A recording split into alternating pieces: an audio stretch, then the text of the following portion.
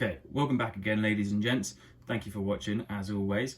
What we're going to be doing today is playing a fun little game I like to call Split That Crankcase. So what we're going to be doing is putting an even amount of pressure on this crankcase, pushing down on the crankshaft to hopefully lift this half of the engine off the bottom half. That will give us access to the transmission, which is the part of the bike that is currently seized and faulty. So once we get access to there, we can start diagnosing what exactly it is that is wrong with it. My guess is it's all just going to be rusty and seized. What do you think? Don't skip forwards in the video, drop your suggestion down in the comment, tell me what you think is going to be wrong with this. So let's get forwards and I'll give you a step-by-step guide on how to do this yourself.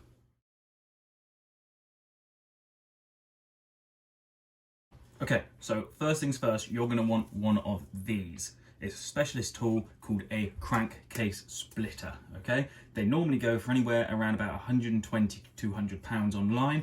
Good company called Tusk makes them. However, that's a little bit out of my budget, so chances are it'll be a little bit out of yours. This one here cost me, I think it was £22 on eBay. It also has a crankcase puller, which is the tool you're going to need when it comes to reassembling this, okay? So I'll drop the eBay link for this down in the description. And basically what it is three arms that all spin around, okay? And you line those up with bolt holes on the crankcase itself. You then get these, which are just threaded shafts with nuts on them. You can either have 6mm or 8mm. I'm going to be using the 8mm ones today. And you put these through here, down, okay? And you thread them into the crankcase. You then use the nut to clamp it down onto here so that it's nice and firm, all right? Then you have this. On this one, it's a 17mm size spanner that you'll need, or socket.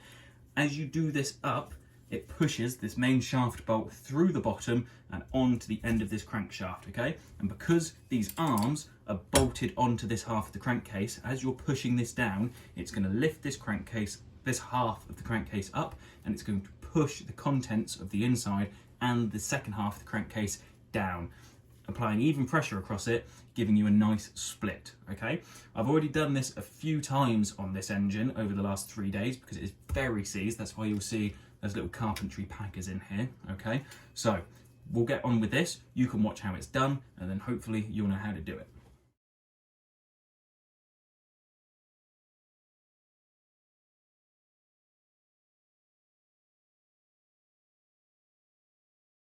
Okay, so now we've gotten to the point where all of this is mounted, it's all good and secure, okay? So if I bring you over, I'll show you a little bit closer how this is working, all right? So we've got the main component here, we've got two 8mm bolts going down into the inside of the crankcase, and we've got one 6mm going onto the actual wall that is a crankcase cover mount, okay? All of these spanners, all of these nuts have just been torqued up with a spanner to hold them nice and tight and firm down onto these arms. What we then do is do this main shaft up, and if you can see, it's slowly but surely going down, and it's just bottomed out there on top of the crankshaft. So the next stage now is to carry on torquing this up, and it will split this engine clean in half, okay?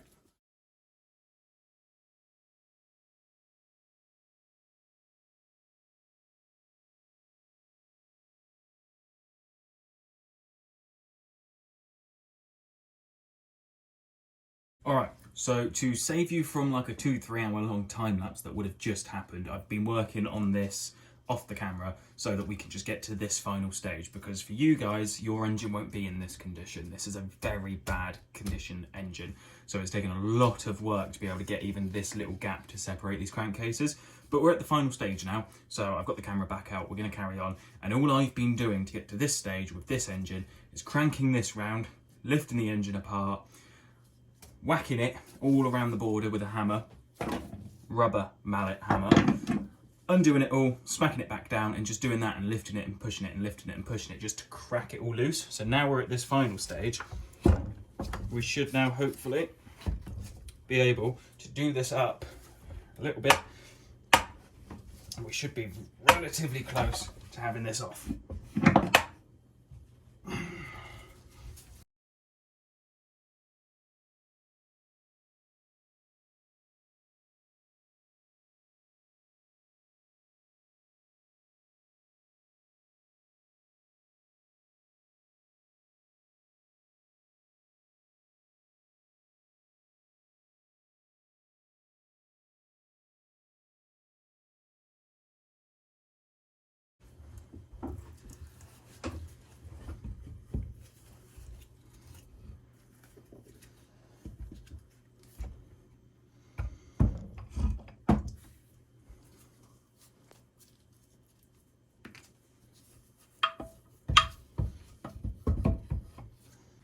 Okay, so for those of you who have made it this far into the video, thank you very much. Don't forget to hit the like and subscribe button down below. This is where we are at now. We've got the two halves of the engine casing apart. We've got the crankshaft and the con rod left in this side. We've got the transmission assembly left in this side, okay? The reason this engine was so hard to split into two is this tiny little bit right here. Now, this is the end of this here shift drum. This was seized in this side of the crankcase, basically. So to pull them apart, we had to snap that metal just by sheer force, okay?